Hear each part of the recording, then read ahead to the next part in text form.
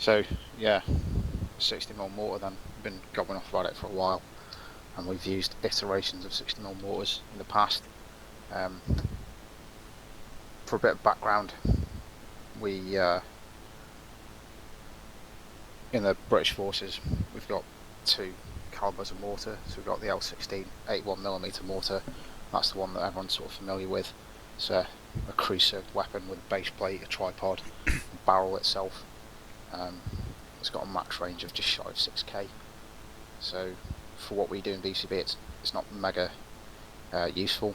We have them on call via things like combat support, or now and again we might have someone take one and set it up if we're vehicle mounted, or people who died, like Parsons has done it before in the past, where he's browned out and then gone back to the respawn point and set up an 81. We've called in fire missions. It's useful, it's a bit of a force multiplier, but for like the size of VCB, it's a bit over the top. We can't really spare the manpower to operate it, because you're looking at the number one carrying the base plate, number two carrying the barrel, then you're looking at least one bloke carrying ammunition, and then the ammunition weighs so much that you can't really carry a lot of it.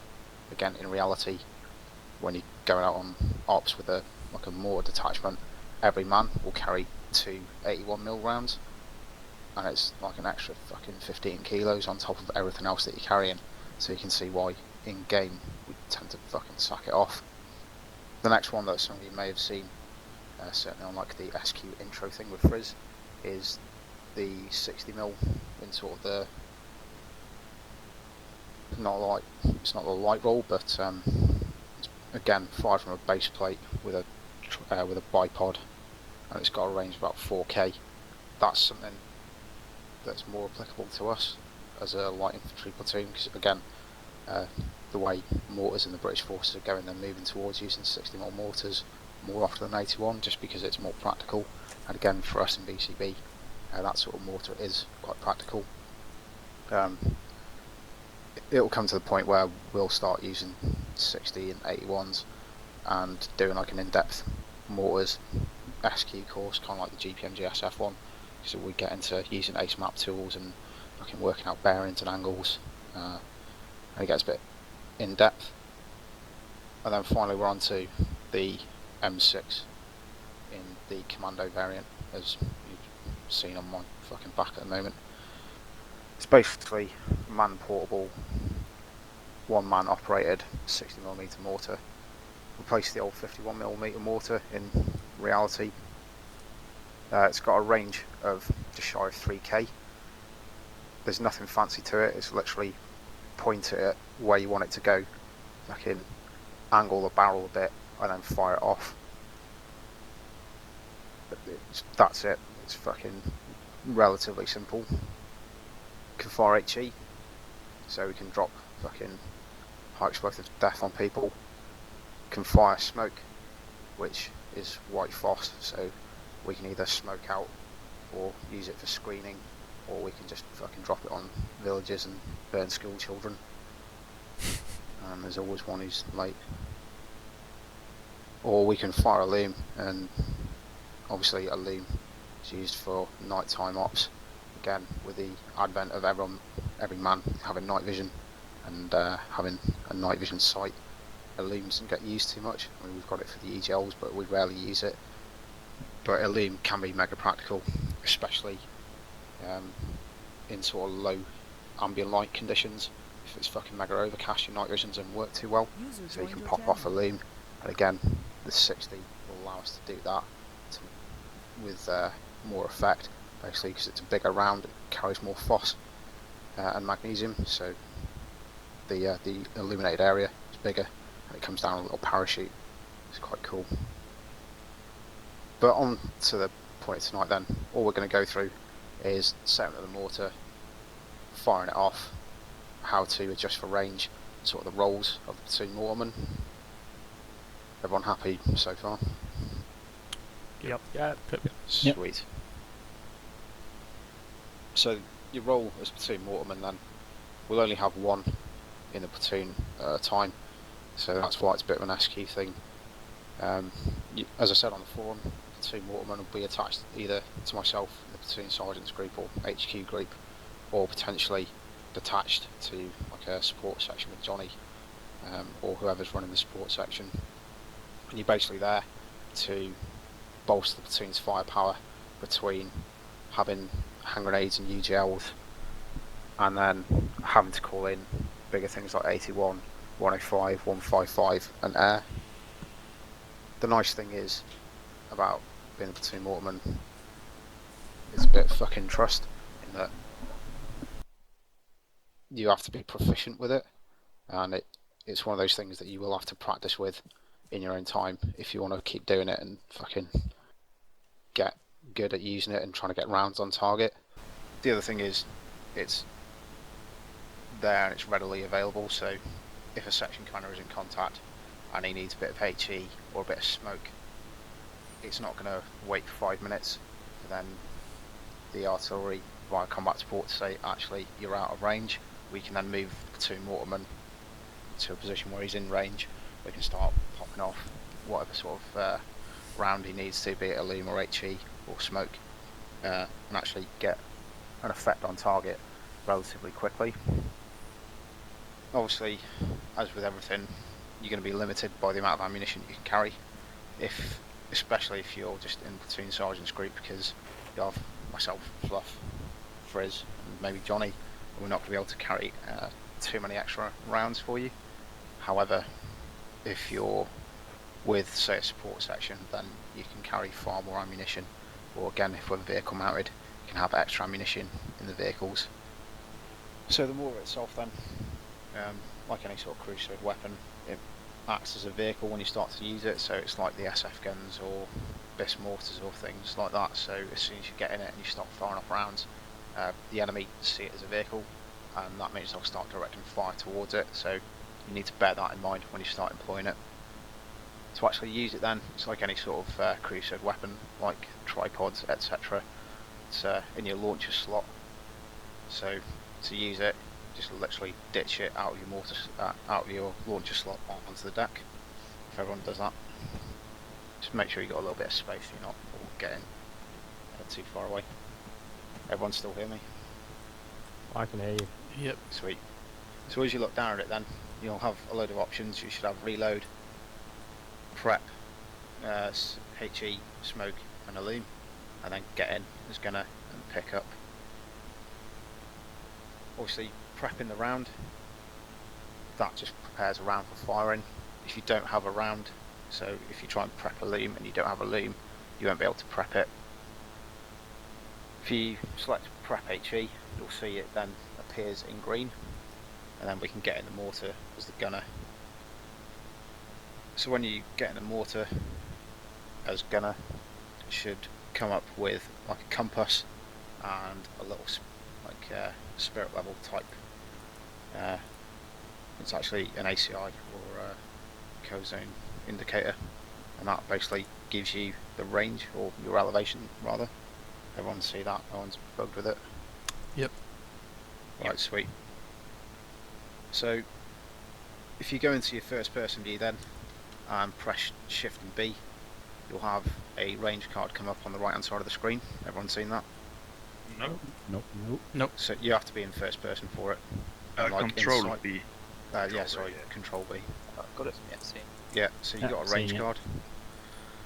If you reload it, so you've got a round in, and then press F, you'll then see that you're cycling the charge of the round. So it's got charge 0, charge 1, charge 2, charge 3, and the range card will change depending on the charge that you've got. Everyone seen that?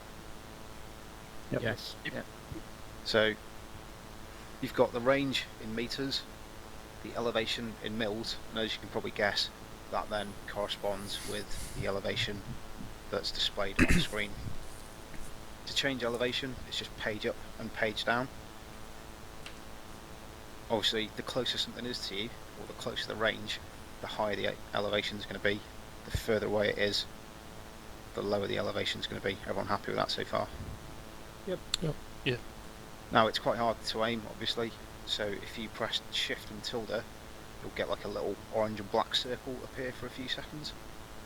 See. Yeah. That's giving you a rough idea of where you're looking.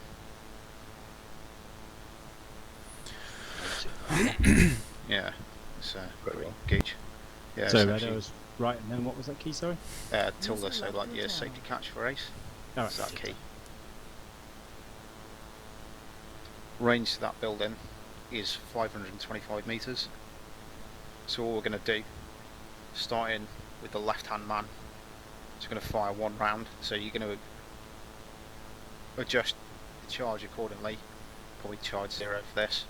Adjust your elevation using page up, page down, and obviously if you need to use the little indicator to try and see where you're actually aiming, or the rough area that you're aiming, you won't be able to get it bang on because we're elevated, but you'll be able to get certainly the direction correct.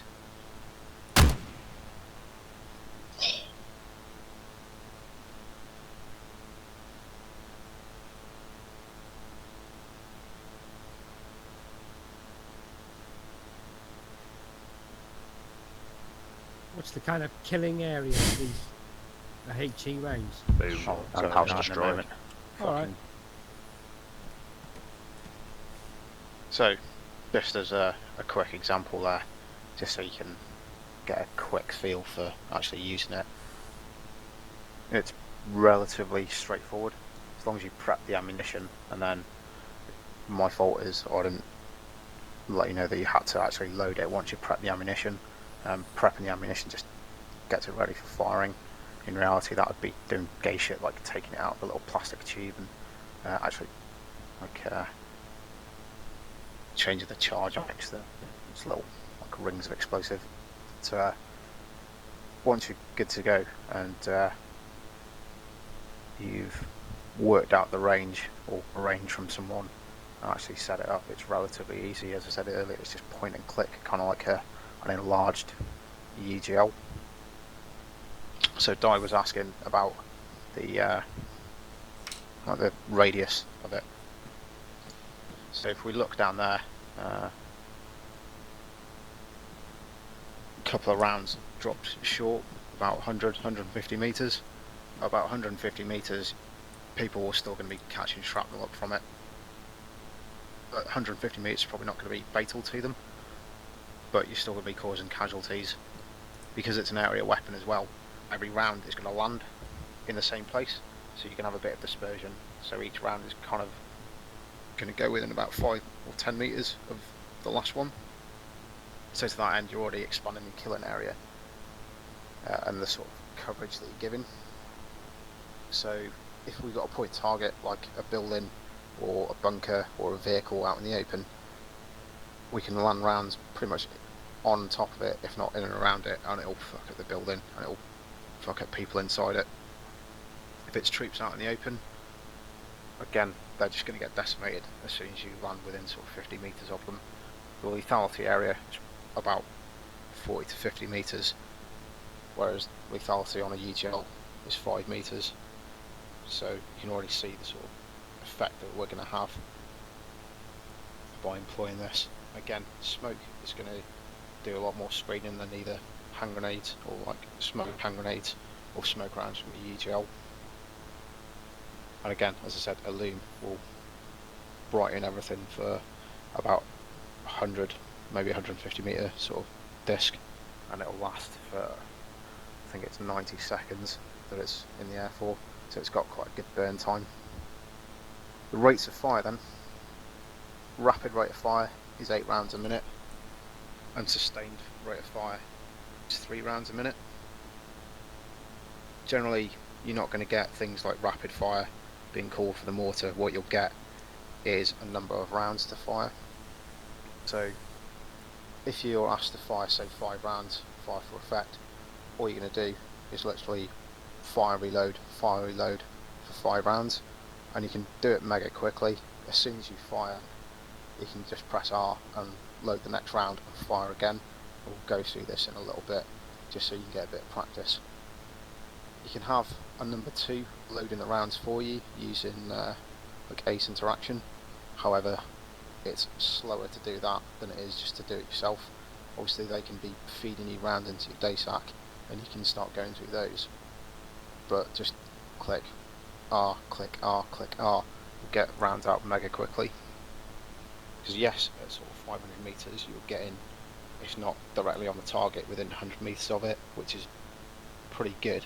But as we push out to about a K, it's going to be a bit harder to judge where your round is going to land. And then we're going to talk about making adjustments as well. So you've probably heard it where we've called in like 81 or 105 and we've had to adjust left or adjust right, or it's been short or it's been long. When we're making adjustments, the way it's going to be called is you'll be adjusted for line, so you'll either be left or right of the target, you'll be brought into line with the target, and then you'll either have been going too far or too short. So once you've got in line with the target, then we're going to look at the range and either increasing or decreasing as necessary. The way we do this is by bracketing.